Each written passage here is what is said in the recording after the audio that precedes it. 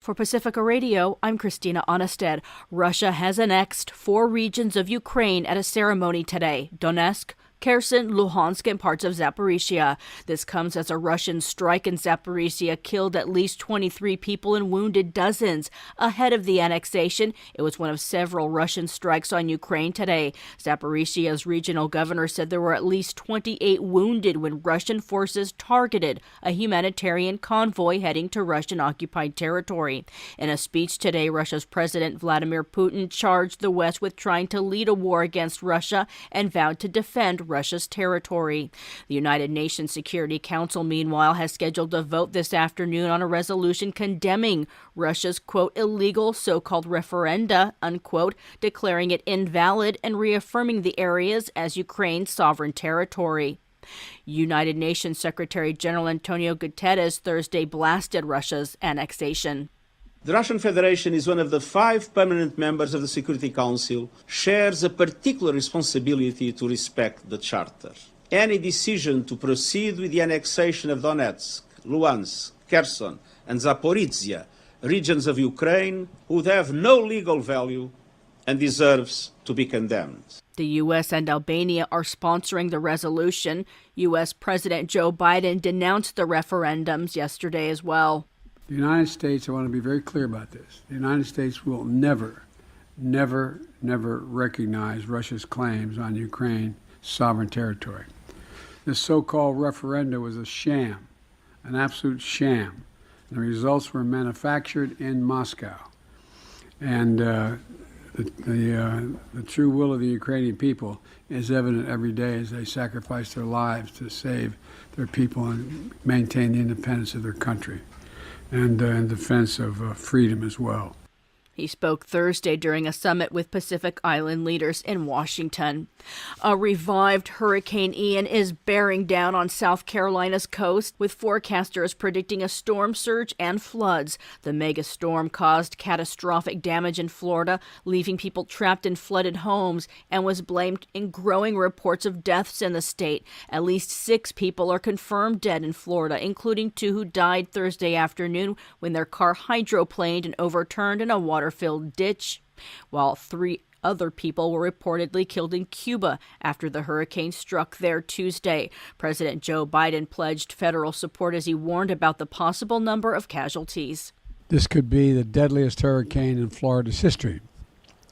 The numbers are still unclear, but we're hearing early reports of what may be substantial loss of life. The president declared an emergency. Florida's Governor, Republican Ron DeSantis, says search and rescue efforts are underway. Rescue personnel have gone to more than 3,000 homes in the hardest hit areas, going door to door to check on the occupants of those residences. There are over 1,000 dedicated rescue personnel who are going up and down the coastline. They all also are going to be doing more and more inland. He says as of this morning, they've helped rescue at least 700 people, mostly by air. The hurricane was massive, measuring 400 miles across, largely aided by warming oceans due to climate change. The Senate easily passed a short-term spending bill Thursday to avert a partial government shutdown. The current fiscal year ends at midnight tonight. The vote sends the measure to the House, where it's also expected to win easy passage today. It would finance the federal government through mid-December, largely at current spending levels. It includes $12 billion in funding for Ukraine. It also includes disaster assistance, $2.5 billion to help New Mexico communities recover from the largest wildfire in the state's history, $2 billion for a block grant program to aid economic recovery of communities impacted by recent disasters, and $20 million for water and wastewater infrastructure improvements, previously authorized for Jackson, Mississippi.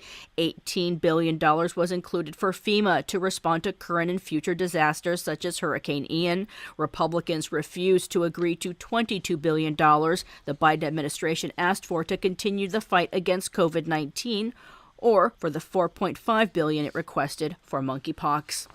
Right-wing activist Virginia Thomas, the wife of Supreme Court Justice Clarence Thomas, voluntarily appeared before a committee investigating the deadly January 6th insurrection Thursday.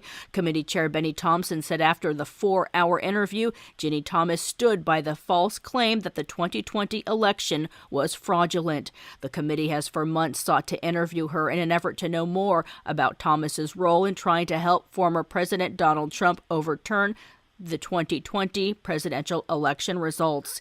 The extent of her involvement, if any, in the Capitol attack is unclear. 6 Republican-led states filed suit to block the Biden administration's student loan debt forgiveness plan for millions of Americans Thursday. Arkansas, Iowa, Kansas, Missouri, Nebraska, and South Carolina. Later in the day, Arizona filed its own suit, accusing the administration of overstepping its executive powers, arguing only Congress has the power of the purse to cancel student debt. Hours after the Biden administration announced it's scaling back its program to cancel up to $20,000 of individual student debt.